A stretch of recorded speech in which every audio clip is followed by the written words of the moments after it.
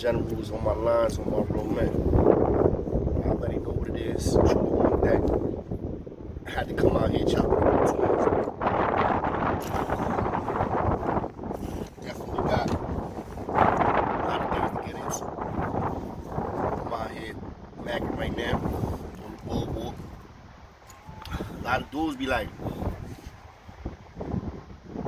acting like we're supposed to just stay in one location or one spot forever.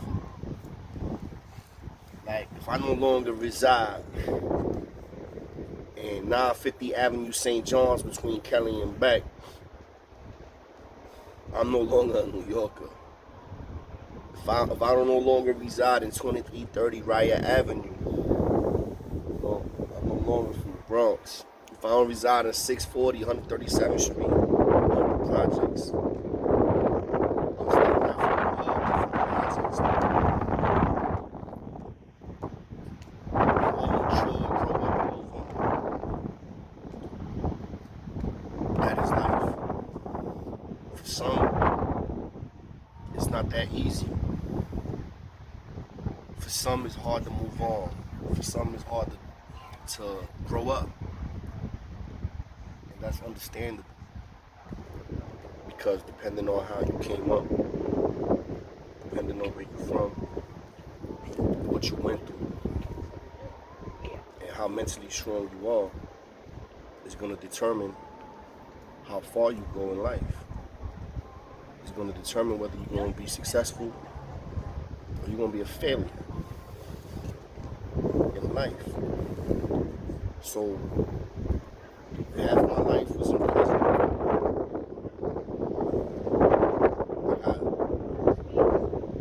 I've been in and out of jail since 1994. I'm 41 years old. I learned a lot, been through a lot, seen a lot.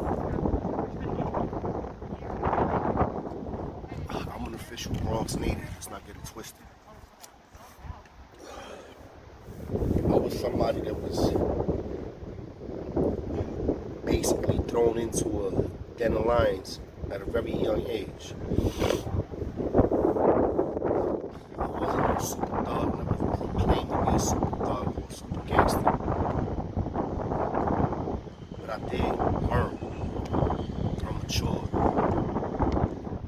And I grew up, unfortunately, need to say, in prison, bro. That's why I started learning everything that I learned. Learning how to move. Learning how to handle yourself, how to move like a lion, how to control shit, being around a bunch of live wires. Have some shit rubs off on you.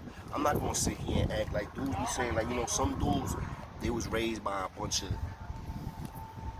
dudes that was from the streets, that was real right, that was embracing and nurturing their youngins, their cubs. I ain't never had that. So I ain't gonna sit here and act like I did. I was a lost soul when I was a little nigga, when I first got incarcerated. I was a lost soul. A lot of things. And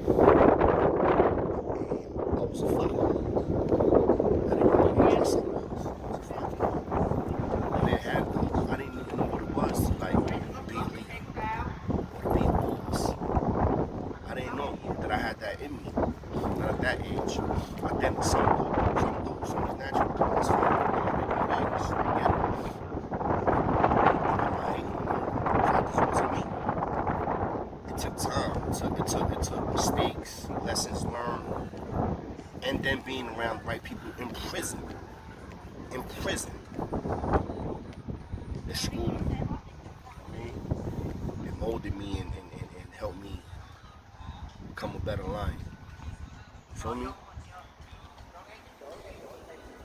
At the end of the day, I ain't never trying to glorify anybody or anything in prison. But I understand 100%.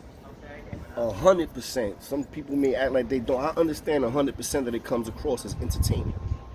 Because think about it. my life story, all these other dudes' life stories, people that went through a lot of shit, prison in the streets, they're movies. If you had the money in the back and behind you, you'd be able to actually make an official movie, and people will watch it and like it and feel your story. Feel me? Feel your pain, feel your truths. So that's what I be doing. That's what I'm gonna continue to be doing. And I ain't gonna stop the twinkle. Like, look at me, bro. Right? I'm good. Without YouTube, I'm good. I'm super good. But due to the fact that we do got this blog, we do have this platform, we're gonna be doing more things. That's what it comes down to.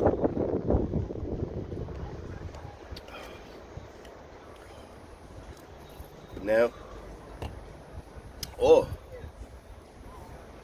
and nah, I ain't even gonna do it. I ain't gonna do it. I mean, I say this. Dudes were sending me,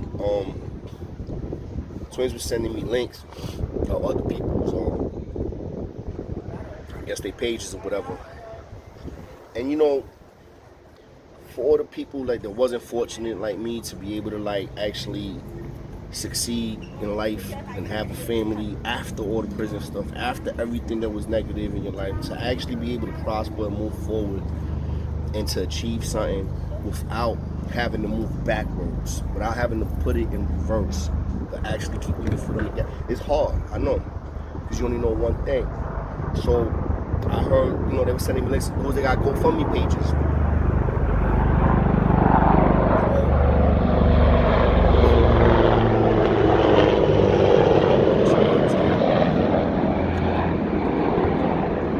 GoFundMe pages. Retired gangsters.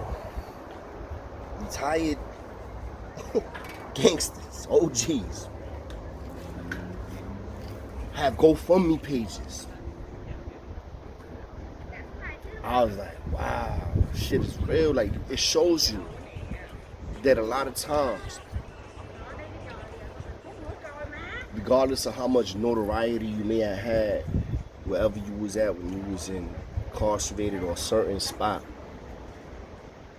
regardless how much your name was ringing bells in the penitentiary, everybody know motherfuckers in jail that, oh yeah, I heard. I done been across, I met a couple, and it's crazy because it's Sash. Salute to JR. JR is one of the ones that I actually got reconnected with when I came home briefly. Unfortunately, it was briefly. But JR was a shooter, he was a hitter. Ain't ringing bells all through Clinton, all through Max's. Niggas know who JR is. Was washing dishes in the chicken spot when I seen him. I felt bad. I'm like, dang, it's different when you in the free world, bro. So you got a GoFundMe page, I'ma donate. Because I know what it is to be, and I already did donate. So, I mean, I ain't got no problem in donating to anybody that's in the struggle, that's been incarcerated, came home, and they need assistance or they need some type of help. I'm also going to be hiring people very soon. Very soon, I'll be hiring people, and I'm going to be looking for full-time employees. Full-time employees, starting at $16 an hour. That's how I give it up. I'm able to do that, and I want to do that, so I am going to do that. Everything is not solidified yet, but I'm like 85% there, so I feel like right doing when the summer pops, I'll be looking for some employees, full-time, like I said, starting at $16 an hour. And anybody that's out there in the struggle, that's been through it, y'all really did time, y'all put in that work, y'all was banging, y'all trying to get your life together, I ain't got no problem supporting any of them. So send me all of them dudes, anybody out there, y'all got GoFundMe pages, let me know what the link is. I'll donate whatever I can. You feel me? So, let's get into it though. Living like a king. Right design. Literally. Let's get into it. OBCC. OBCC Far North. By this time right now, we already done had 2 wars in there. Two mean sessions where shit popped off.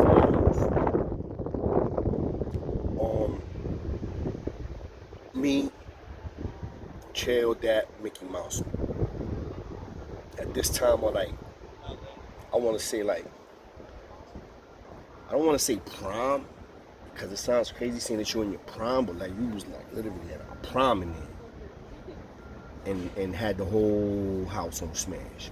Our house was the most popular house throughout the whole building.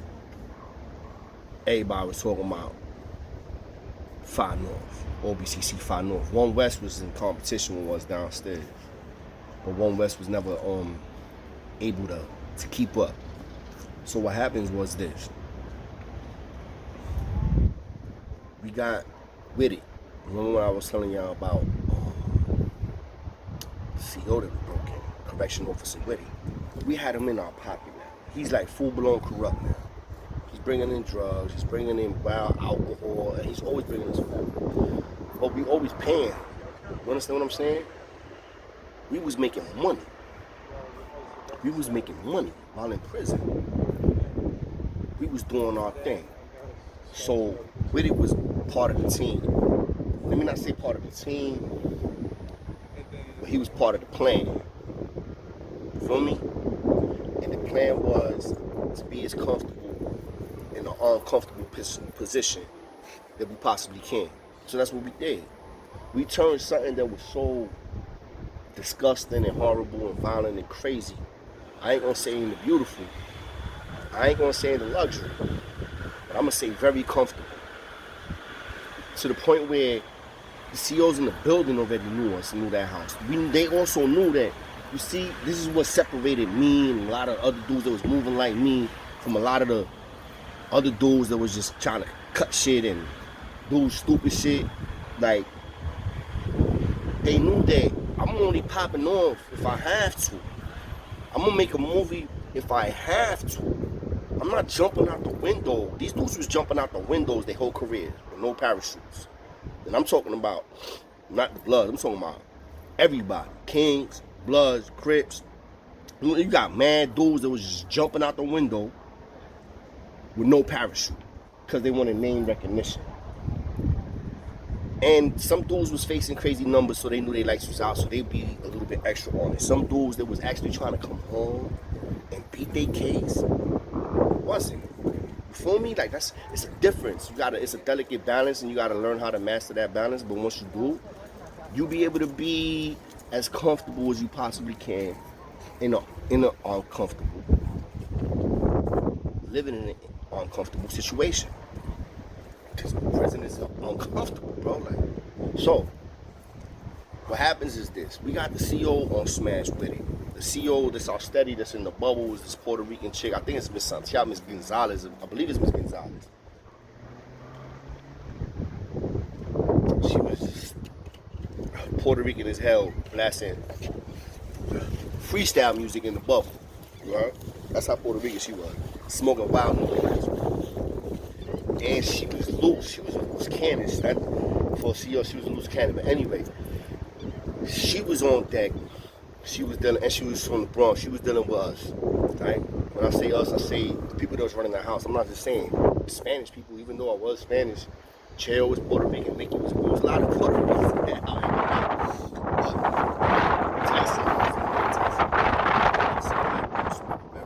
Tyson, he was blood, he was black. But there was only one too, right? So it was alright, maybe she was a little racist. I ain't gonna lie. Some of them was. I'm not even gonna lie, because they would have a different energy and a different vibe. And it's just a fact, that's true. So anyway, we got the house on smash.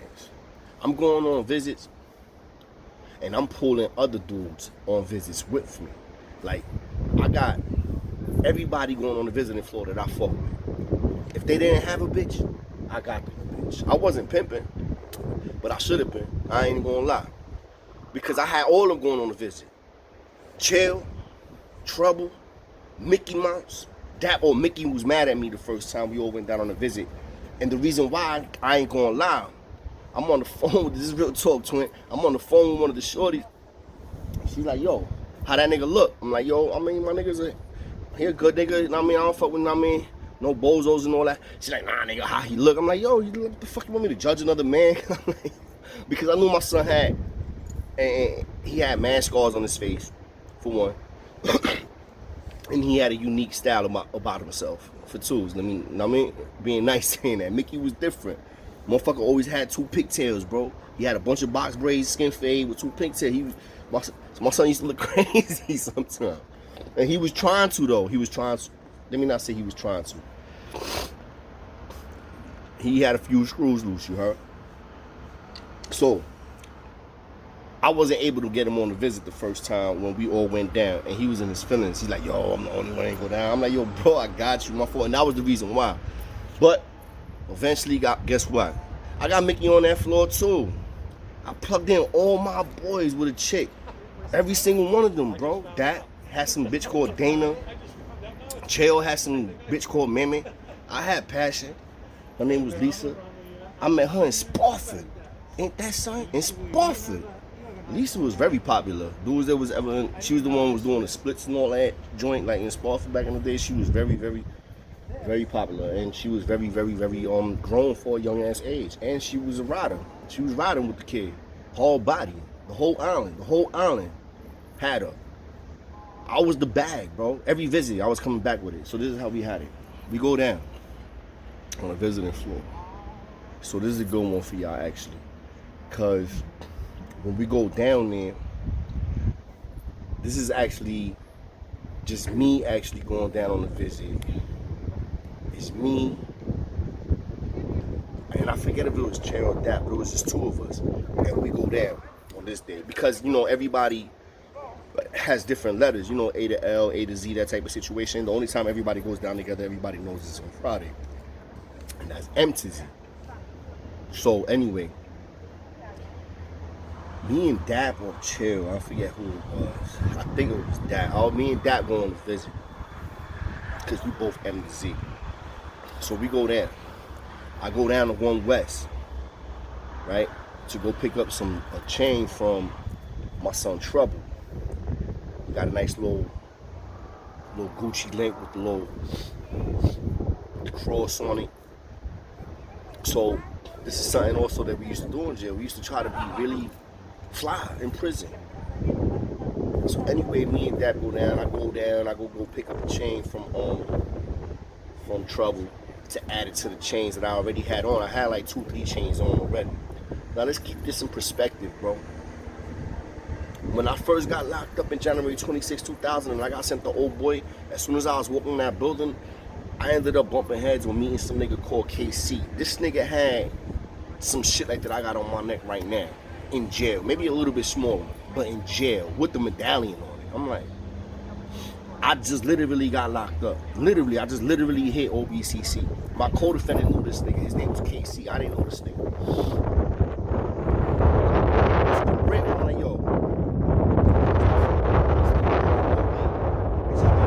know what I'm saying?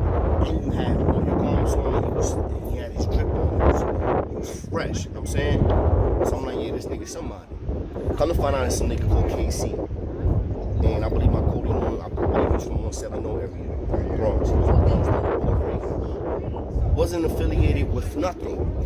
Wasn't blood, wasn't crip, wasn't nothing. But he had this respect up.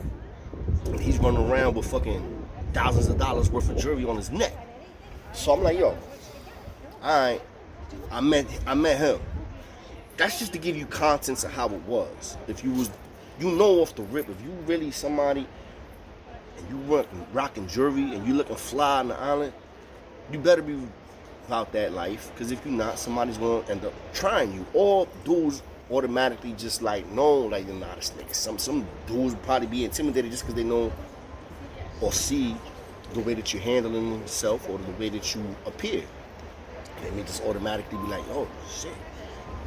Nah, he gotta be about something. Because I automatically assume that, but then I see my Cody talking to him, and then he started telling me, hey, some money getting through from the Bronx. So, here we go. I'm on the visit. and I'm iced out. I got jewelry on, bracelet, watch, all that. And my son Dap got his little shines on. Also, Dap was a money getting ass dude from Decatur. Nobody taking nothing from my son Dap. Salute to my son Dap. I hope he gave some of that time back. I've been trying to look out to reach out to try to get in contact with him. Man, 65 to life, man. 65 to life. So for a triple attempt. Man. So supposedly they accused him of shooting 3 people up that was in the vehicle, supposedly. So free Dat, man. Free Dat.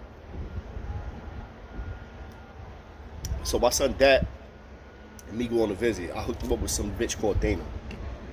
I'm going down to get the bag. Every time I go on a visit, for those that don't know what the bag is, that means narcotics, that means drugs, contraband. I'm not even getting searched. This is what I'm talking about when I say living like a king. I am not even getting searched when I leave the visiting floor. I'm leaving with shit in my hand, literally, bro. Literally. I'm going on the dance floor, put me in the back, all the way to the corner. The CEOs already know me. I forget their names. It was a Spanish one and a black one. They mad typical, like when you say Spanish, so I could say Rodriguez, whatever. I think it's Rodriguez. This is the funny shit. Maybe not. Maybe it's something else. And then I think the other one was green. So there was the steadies on the visiting floor of OBCC. The steadies. They was always running the visiting floor. Had them in the pocket. Why I had them in the pocket? Because I plugged them in with some of these little stripper bitches also. Like, I was like, yo, plug my nigga in. Plug this nigga in so we could be good on the visit. My little bitch plugged them in. These niggas is going to the Wedge in the Bronx. They going to Sue's Rendezvous. Y'all going to Sin City. Yeah, that's where my bitch is at. Plug him in. He a CEO. He got money. Get that nigga. Feel me? Not rob the nigga. I'm saying, let him pay like he weigh. So that's how that takes place in me being able to move the way I was moving on the visiting floor in OBCC, Rikers Island. How many could say that? How many could say that? That they was doing that? That they going on a visit? Pulling those down on the visit. Yo, we're gonna sit over there. Yo, you got us over there in the corner, right? So that we can have privacy. Getting some head on the floor, sucking on a titty, playing with some coochie. Coming back, putting it under dude's finger, under the dude's nose, like, yo, look, smell that. Yo, smell like, yo, stop playing, son. Then you got dudes that Thursday, yo, let me smell, like, yo, get out of here, you. Yo, you can't make this up, bro. You cannot make this up. It's all real talk. So, what happens? This particular day that I'm talking about, me and Dad, we go down on the floor, we do what we do, bam. I come back, I got the bag. Now, before we went on the visit, we listened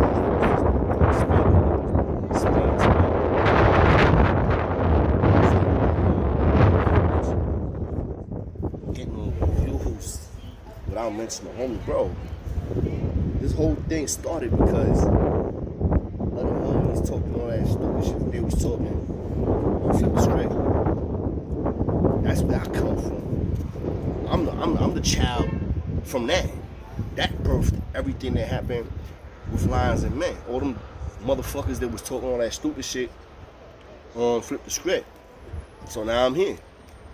So a lot of shit that I had to endure, go through, live, whatever, put work in, go to war, was with the homies. What the fuck am I supposed to say?